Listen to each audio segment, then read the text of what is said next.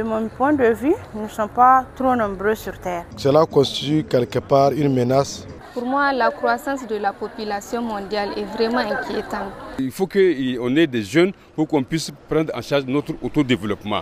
Ce n'est pas le nombre concrètement qui inquiète, mais c'est surtout le rythme de la croissance. 8 milliards. Nous sommes 8 milliards d'êtres humains sur Terre selon les Nations Unies. Mais l'augmentation de la population mondiale suscite bien des craintes aujourd'hui.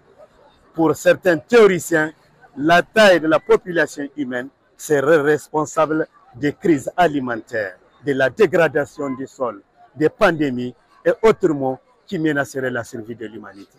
Alors, sommes-nous trop nombreux sur Terre? La DW a recueilli l'avis de certains habitants de la ville de Niamey, la capitale du Niger, sur cette question.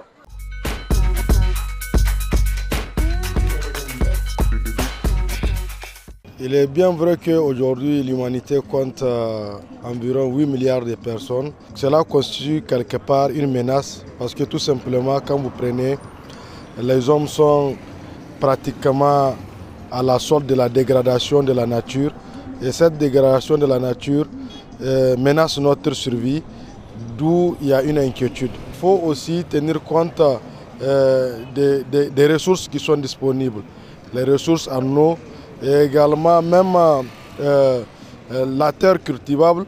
Vous constaterez avec moi que aujourd'hui l'homme est au centre, n'est-ce pas, de ce qu'on appelle le changement climatique et aussi tout ce qui s'ensuit.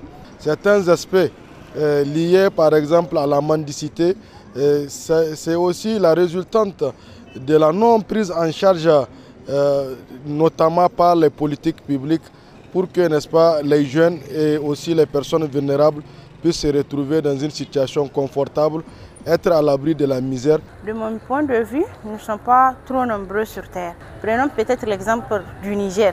Le Niger est un pays vaste. Il a des ressources minières, des ressources naturelles. Si aujourd'hui l'État arrive à bien gérer, il donne du travail s'il donne du travail à chacun de nos jeunes, parce qu'il y a beaucoup de jeunes qui sont là, qui n'ont pas du travail, s'il donne du travail à beaucoup de jeunes, moi je ne vois pas le souci. Pour moi, la croissance de la population mondiale est vraiment inquiétante. Parce que si on prend le cas du Niger, sur le plan de l'éducation, de la santé, de l'alimentation, il y a de quoi s'inquiéter. Surtout on a un indice de fécondité de 7,1 enfants par femme. Nous sommes les derniers en indice de développement humain, selon les statistiques. Nos États sont mal gérés, la crise politique permanente. Donc on prend tout cet aspect. On peut dire qu'il y a de quoi s'inquiéter. Pour moi, l'augmentation de la population n'est pas une inquiétude. C'est plutôt une nécessité même parce qu'il faut de la main-d'œuvre. Il faut qu'on ait des jeunes pour qu'on puisse prendre en charge notre autodéveloppement. Parce que vous savez, quelle que soit la population à laquelle nous ferons face, si les politiques accompagnent le développement de la population, on ne peut pas avoir ce genre de problèmes de crise alimentaire dont on parle un peu partout.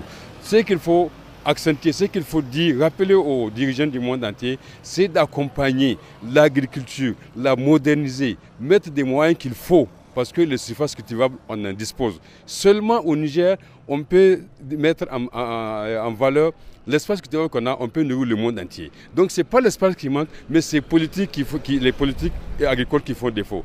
Comme on peut le constater, les avis divergent quant à savoir si nous sommes trop nombreux sur Terre. Mais qu'en pensent les spécialistes? Vous connaissez désormais les principes. Nous allons donner la parole à un expert justement. Il s'agit du Dr Sani Yahya Janjouna et le sociologue. Ce n'est pas le nombre concrètement qui inquiète, mais c'est surtout le rythme de la croissance. C'est cette vitesse qui doit attirer l'attention des uns et des autres.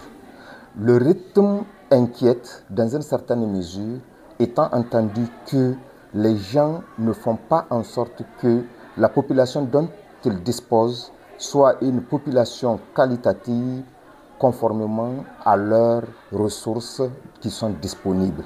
Les États ont donc obligation de s'intéresser à cette question de l'éducation, de la formation de leur population pour faire en sorte que celle-ci s'adapte aux conditions naturelles que leur offrent effectivement leur environnement, leurs États.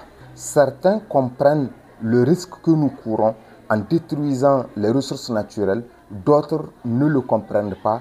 Ils veulent plus porter leur attention sur l'accroissement des richesses sans tenir compte notamment de la destruction que nous orchestrons vis-à-vis de l'environnement.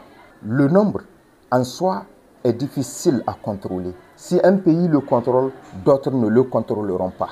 Et toujours, on va assister à un rééquilibrage. C'est pourquoi on assiste à ce phénomène de migration. Les pays qui connaissent peu de natalité vont en recevoir d'autres à travers les migrations. De telle sorte que si certains pays diminuent leur population, d'autres continuent à en augmenter. Ce n'est pas ce nombre qui doit être vu comme problème, mais c'est surtout cette question de vitesse, mais aussi de relation de l'homme par rapport à l'environnement dans lequel il trouve, où il tire sa pitance quotidienne.